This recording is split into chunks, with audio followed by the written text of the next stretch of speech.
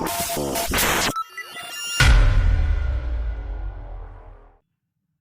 Friends, welcome to नॉकली। आज जो हम देखने वाले हैं वो है आपका फॉर लूप के अंदर सीक्वेंस डेटा टाइप। हमने जो पहले देखा था आपका फॉर लूप और व्हाइल लूप, हम दोनों देख चुके थे यहाँ पे कि फॉर लूप आपका कैसे वर्क करेगा और आपका व्हाइल लूप कैसे वर्क करेगा। अब नेक्स्ट है कि हम जो है फॉर लूप से क्या है सीक्वेंस डेटा टाइप को भी यहाँ पे एक्सेस कर सकते हैं। सीक्वेंस डेटा टाइप का मतलब क्या होता है कि आप कोई नॉर्मल चीज़ है जैसे इक्वल टू 5 हो, आपके यहाँ पे एक डेटा है वो आप जो है स्टोर कर पड़े ओनली सिंगल डेटा कि एज इक्वल टू 5 आपका लिखा हुआ है। लेकिन अगर आप जो है यहाँ पे उसके अंदर बहुत सारा डेटा एक साथ किसी वेरिएबल के अंदर, जैसे अभी हम देखते हैं एक लिस्ट के रूप में अगर हम यहाँ पे स्टोर करा ले या स्ट्रिंग के रूप में हम स्टोर करा ले, ठीक है, तो ये कहलाता है आपका सीक्वेंस डेटा टाइप। ठीक है, कि आप सीक्वेंस के रूप में एक बहुत सारा डेटा आप स्टोर करा लेते हो एक ही वेरिएबल के अंदर। और जो है फॉर लूप की मदद से जो आपका सीक्वेंस डेटा टाइप है इसके अंदर जो भी आपके एलिमेंट्स है, जो भी मैंने यहाँ पे डेटा लिख रखा है उसको मैं अलग अलग एक्सेस कर सकता हूँ। ठीक है, तो वही हम देखेंगे यहाँ पे कि फॉर लूप से हम जो है किस प्रकार से सीक्वेंस डेटा टाइप को हम एक्सेस कर सकते हैं।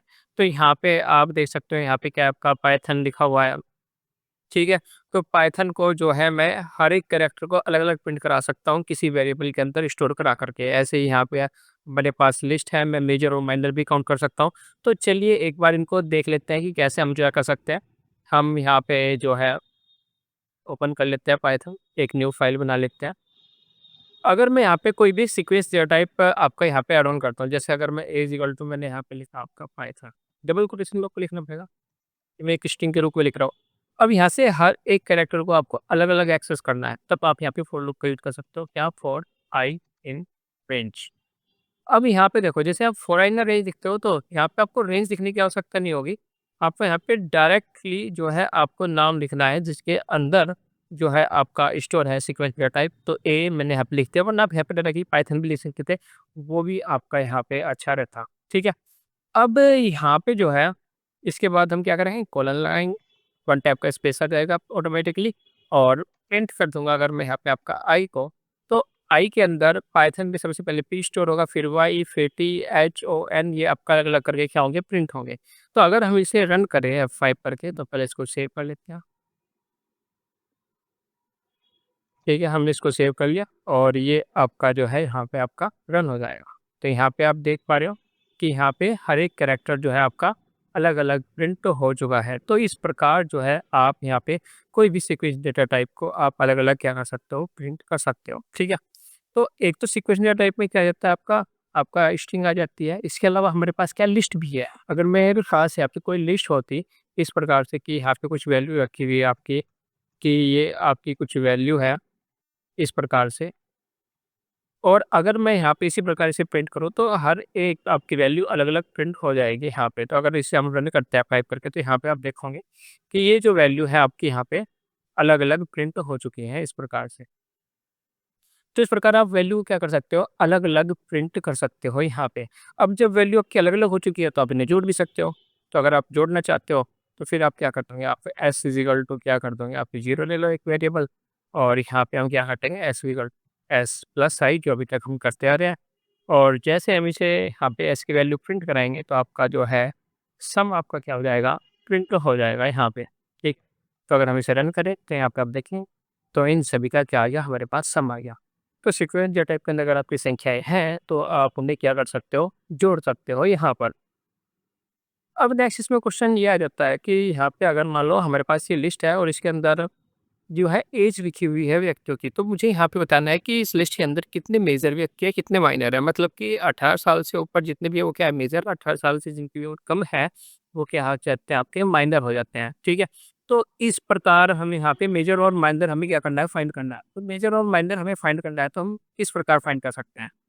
तो यहाँ पे आपको सबसे पहले तो क्या करना पड़ेगा, 2 वेरिएबल लेने पड़ेंगे, एक मेजर के लिए, हाँ, तो क्योंकि मुझे काउंट करना है, तो काउंट करना है तो मुझे काउंटिंग शुरुआत में 0 रखनी पड़ती है, ठीक है? तो एम इक्वल टू मैंने 0। तो मेजर और माइनर के लिए हमने क्या 2 काउंटर ले लिए हैं कि मुझे काउंट करना है, ठीक है? तो यहाँ पे क्या करेंगे, इफ की कंडीशन लगाएँगे। इफ जभी भी जो आपकी यहाँ पे एज है, वो आपकी ग्रेटर दैन किससे होगी, ठीक है?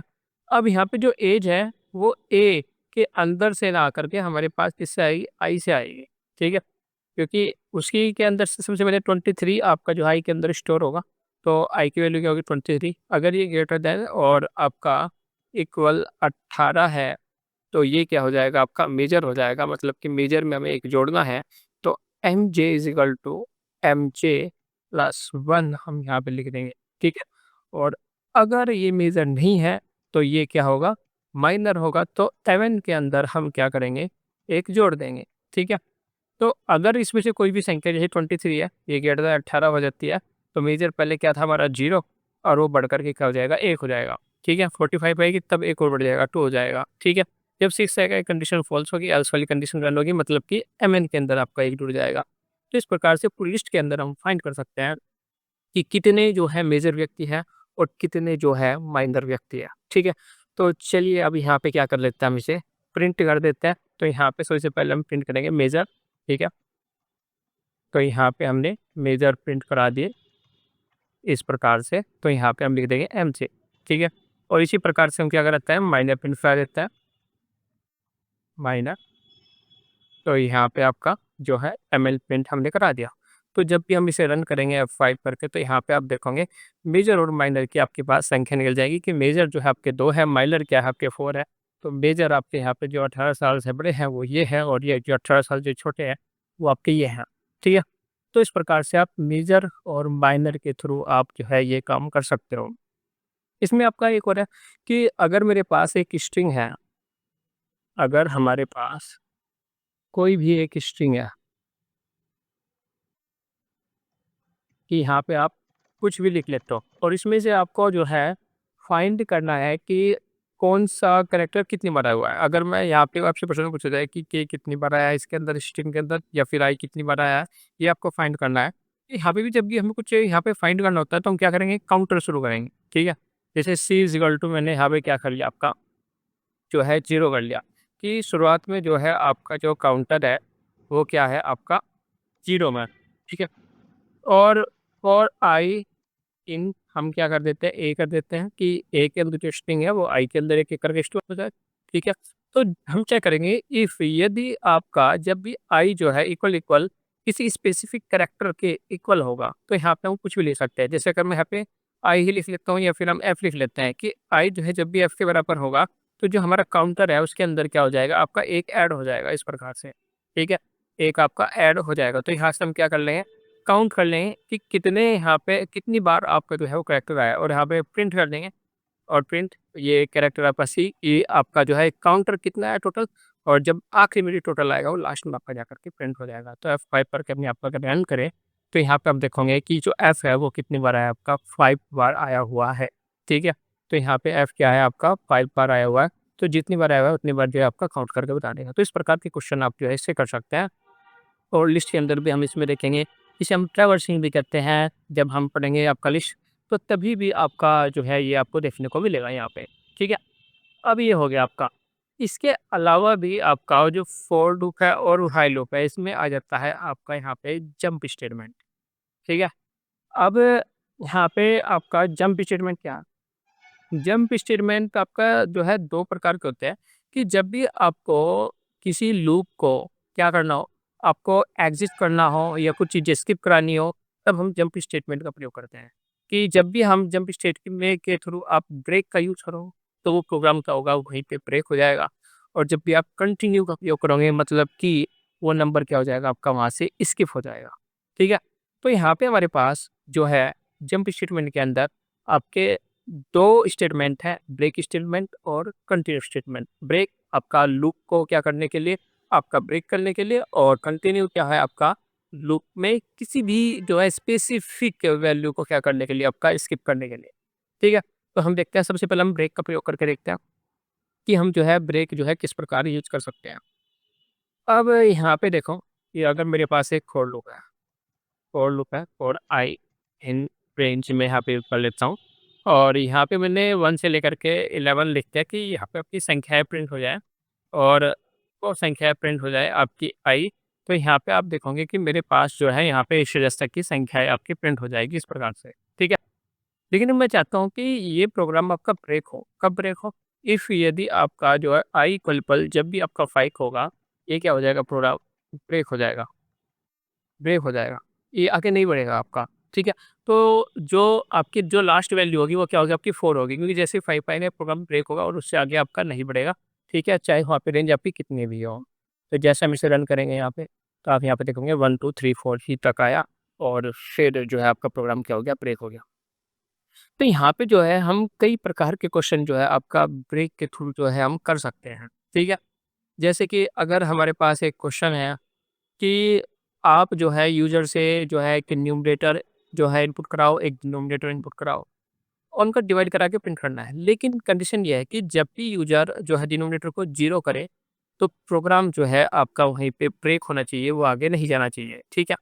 तो यहाँ पे क्या करेंगे हम कि यूज़र से 2 चीज़ें ले लेंगे, एक न्यूमरेटर, एक डिनोमिनेटर।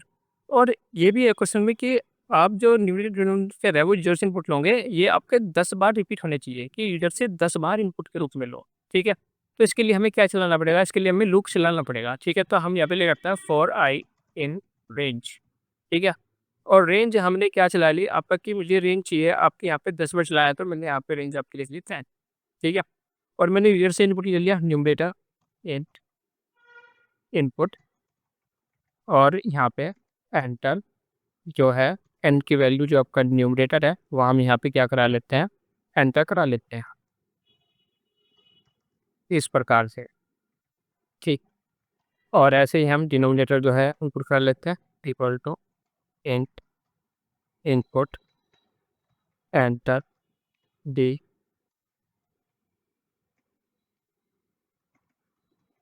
ये हमारे पास दोनों वैल्यू हो चुकी है। बस कंडीशन ये है कि जब भी आपका यूजर डिनोमिनेटर को जीरो इनपुट करेगा, प्रोग्राम ब्रेक होना चाहिए। तो यहाँ पे आप क्या लिखेंगे, इफ़ यदि आपका डी इक्वल इक्वल जब भी आपका जीरो होगा, ये प्रोग्राम क्या हो जाएगा आपका ब्रेक हो जाएगा।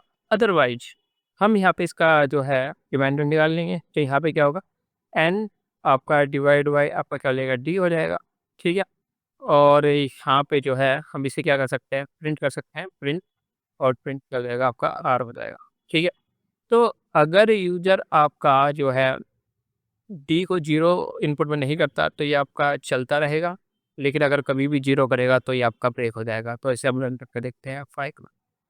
तो यहाँ पे आपसे क्या मांग रहा है, न्यूमरेटर हमने डाल दिया, क्या डाल दिया आपका यहाँ पे, ये हम लिख लेते हैं आपका यहाँ पे 12 एल्डा, और इसको डिवाइड करते हैं हम किससे, आपका 6 से डिवाइड करते हैं, तो इसका आंसर क्या आ जाएगा हमारे पास 2 आ जाएगा, ठीक है। तो ये नॉर्मली चलता रहेगा, ये आपका 10 बार जो है आपसे जो है ये संख्याएँ जो है माँगेगा।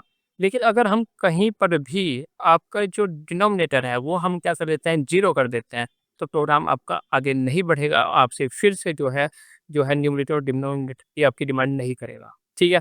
तो इस प्रकार से हम क्या कर सकते हैं, ब्रेक का यूज़ कर सकते हैं। ठीक है? तो इसमें बहुत सारे क्वेश्चन्स आप जो है करके देख सकते हो, ठीक है? तो वो मैं आपको बता दूँगा कौन-कौन से आपको जो है क्वेश्चन करके देखने हैं। नेक्स्ट जो है ये तो ब्रेक स्टेटमेंट है कि आप किस प्रकार क्या कर सकते हो, ब्रेक कर सकते हो। नेक्स्ट है कि अगर आपको जो है कंटिन्यू का प्रयोग करना है, कंटिन्यू स्टेटमेंट का प्रयोग करना है, तो कंटिन्यू के अंदर हम क्या करते हैं, स्किप कराते हैं वैल्यू को। कि मान लो कि मेरे पास ये 10 तक का जो है का रिपीट करना है और मैं यहाँ पे 1 से 11 लिख लेता हूँ। 1 से आपका जो है 11 मैंने कर दिया, ठीक है?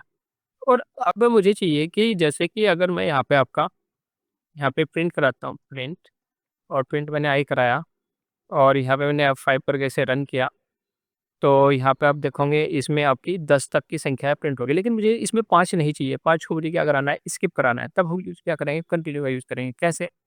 कि जैसे मैं यहाँ पे कंडीशन अप्लाई करूँगा, इफ़ यदि आपका जो आई की जो वैल्यू है, जब भी आपका 5 हो जाएगी तो ये लूप चल जाएगा आपका। तो यहाँ पे हमने कंटिन्यू लिख दिया, कंटिन्यू लिखते ही क्या होगा आपका, जैसे हम इसे F5 करेंगे, रन करेंगे, तो यहाँ पे आप देखोगे इसमें 5 3 के बाद डायरेक्टली क्या आ रहा है, 4 आ रहा है। क्यों? क्योंकि कंटिन्यू क्या कर रहा है, जैसे ही आपका इक्वल टू 5 हो रहा है, जैसे ही यहाँ पे कंटिन्यू आया, ये आगे नहीं चलेगा आपका लूप, ये आपका फिर से स्टार्ट हो जाएगा, ठीक है? तो जैसे ही कंटिन्यू होगा, आपका फिर से स्टार्ट होगा। आप किसी और संख्या को स्किप करना चाहते हैं, आप और लिख सकते हो कि और अगर i इक्वल इक्वल आपका जो है 7 भी हो, तब भी जो है क्या हो जाए, स्किप हो जाए। तो यहाँ पे अगर हम इसे रन करेंगे F5 करके, तो यहाँ पे आप देखोगे कि इसके अंदर आपका जो है 5 भी स्किप हो चुका है और यहाँ पे आपका 7 भी स्किप हो चुका है। तो इस प्रकार हम कंटिन्यू स्टेटमेंट का प्रयोग करके जिन-जिन संख्याओं को आप स्किप कराना चाहते हो, उन संख्याओं को आप जो है इसके अंदर स्किप करा सकते हो। ठीक है, नेक्स्ट देखते हैं। नेक्स्ट अगर हमारे पास क्वेश्चन है कि अगर यूज़र से हम 10 नंबर इनपुट लें, 10 इंटीजर इनपुट लें और केवल हमें पॉजिटिव नंबर को जोड़ना है, उनका एवरेज निकालना है। और अगर कोई भी नेगेटिव नंबर आता है, तो उससे हम क्या कर दें, स्किप कर दें। और अगर कभी भी जो है यूज़र संख्या को 0 करे, 0 इनपुट में दे, तो वो प्रोग्राम क्या हो जाएगा, आपका ब्रेक हो जाएगा। ठीक है? तो इसके लिए हमें क्या करना पड़ेगा, आपको लूप को जो है 10 बार रन करना पड़ेगा। ठीक है? तो हमारा जो है रेंज हमारी सही है, तो ये 10 बार आपका क्या कर लेगा, आपका यहाँ पे इनपुट ले लेगा यूज़र से। ठीक है? नेक्स्ट हमें क्या करना है, यूज़र से जो है नंबर इनपुट कराना है, तो यहाँ पे हम नंबर इनपुट करा सकते हैं। इनपुट एंटर नंबर, इस प्रकार से हम क्या करा ले हैं, यूज़र से नंबर इनपुट करा लें। तो नंबर इनपुट करने के बाद हमें चेक करना है, सबसे पहली कंडीशन हमारी क्या होगी कि ये 0 ना हो, कि n इक्वल जब भी आपका क्या होगा, 0 होगा, तो ये प्रोग्राम क्या होगा, आपका ब्रेक होगा। और अगर ये आपका यहाँ पे n अगर आपका लेस देन आपका 0 होगा, तो ये क्या कराना है, हमें स्किप कराना है, कि कोई भी अगर नेगेटिव संख्या होगी आपकी, तो वो हमें यहाँ पे आपकी ऐड नहीं करनी है, तो यहाँ पे कंटिन्यू करा देंगे हम इसे, तो वो क्या हो जाएगी, आपकी स्किप हो जाएगी। इसके बाद हम क्या कर सकते हैं, इन्हें जोड़ सकते हैं। जोड़ने के लिए हम क्या करेंगे, एक वेरिएबल ले लेंगे s=0 और यहाँ पे हम लिख देंगे आपका s+n, जो भी यूज़र संख्या यहाँ पे डालता रहेगा, पॉजिटिव संख्या है और 0 भी नहीं होनी चाहिए, तो वो आपका यहाँ पे s के अंदर जुड़ करके आ जाएगा। ठीक है? तो यहाँ से संपर्क हमारा निकल जाएगा, लेकिन हमारी जो यहाँ पे प्रॉब्लम आएगी, वो आएगी कि हम इसका एवरेज जो है कैसे निकालें? क्योंकि यहाँ पे हमें ये नहीं पता होगा कि कितनी संख्याएँ स्किप हो चुकी है और जो है कब ब्रेक होगा, क्या होगा। तो यहाँ पे हमें टोटल नंबर ऑफ जो है कि क्या होकर आपको एवरेज निकालना है। तो क्या है, आपका सभी का सम और डिवाइड बाय जितनी आपकी संख्याएँ हैं वो होगी। तो यहाँ पे हमें संख्याओं को काउंट करना पड़ेगा कि कितनी संख्याओं का सम आपको प्राप्त हुआ है यहाँ पे। तो इसके लिए हमें एक अलग से जो है हमें क्या यूज़ करना पड़ेगा, काउंटर यूज़ करना पड़ेगा, c=0। ठीक है? और इससे क्या होगा कि जब भी ये आपका यहाँ पे लूप रन होगा और आपका कुछ भी ब्रेक नहीं होगा और कुछ भी कंटिन्यू नहीं होगा, तब जो है यहाँ पे आपका जो है c+1 हम कर देंगे, कि जब भी कुछ स्किप होगा, आपका ये काउंटर फिर भी क्या होगा, आपका चलता रहेगा। तो इससे हम क्या कर सकते हैं, आपका एवरेज निकाल सकते हैं और यहाँ पे आपका क्या हो जाएगा, एवरेज जो है आपका प्रिंट हो जाएगा। ठीक है? तो यहाँ पे एवरेज को हम क्या करा देंगे, आपका प्रिंट करा देंगे। तो एवरेज के अंदर हम क्या करेंगे, आपका कि कोई भी आप क्या कर सकते हो, s इक्वल टू यहाँ पे एवरेज इक्वल टू s/c। इससे क्या होगा कि जो भी टोटल नंबर ऑफ मतलब संख्या होगी वो c के अंदर स्टोर होगी, टोटल नंबर ऑफ सम आपका s के अंदर स्टोर होगा और ये आपका यहाँ पे प्रिंट होता रहेगा और इसका प्रिंट करा देते हैं। ठीक है? और प्रिंट avg, जब भी ये आपका होगा, ये आपका यहाँ पे क्या हो जाएगा, प्रिंट हो जाएगा। इसको बाहर प्रिंट करा देता है कि जो भी आपका एवरेज आएगा, वो आपका सबसे बाहर आपका क्या हो जाएगा, प्रिंट हो जाएगा। ठीक है? तो अब यहाँ पे यदि हम इसे रन करें प्रोग्राम को F5 करके, तो ये यूज़र से क्या कर लेगा, संख्या इनपुट मिलेगा कि अगर मैं यहाँ पे 5 लिखता हूँ, मैं यहाँ पे 7 लिखता हूँ, 8, तो ये यहाँ पे चलता रहेगा। नेगेटिव संख्या ये यहाँ पे आपकी ये स्किप होती रहेगी। ठीक है? नेगेटिव संख्या आपकी स्किप होती रहेगी और जब भी हम 0 लिखेंगे, तो ये प्रोग्राम ब्रेक होगा और जो भी आपका एवरेज होगा, वो आपका प्रिंट होकर के आ जाएगा। अगर मुझे लगातार एवरेज चाहिए, तो मैं इसको आगे कर सकता हूँ कि ये लूप के अंदर रहे और मुझे लगातार एवरेज जो है यहाँ पे प्रिंट होता रहे। तो जैसे कि अगर हम यहाँ पे इनपुट करेंगे कि मैंने 7 लिखा, फिर मैंने आपका 6 लिखा, तो यहाँ पे इन दोनों का एवरेज 6.5 आपका यहाँ पे आ चुका है। अगर मैं यहाँ पे -9 लिखता हूँ, तो यहाँ पे आप देखोगे कि यहाँ पे इसने क्या कर दिया, स्किप कर दिया इसको, तो यहाँ पे प्रिंट ही नहीं हुआ और फिर मैं अगर यहाँ पे आपका 5 लिख करके एंटर करूँगा, तो फिर से आपका जो है यहाँ पे क्या होगा, एवरेज प्रिंट होगा। तो इस प्रकार यहाँ पे हम ब्रेक और कंटिन्यू को भी, दोनों को भी हम क्या कर सकते हैं, एक साथ जो है प्रिंट कर सकते हैं। ठीक है? तो इस वीडियो में इतना ही, मिलते हैं नेक्स्ट वीडियो में और इसमें हम बहुत सारे क्वेश्चन करने वाले हैं नेक्स्ट वीडियो में।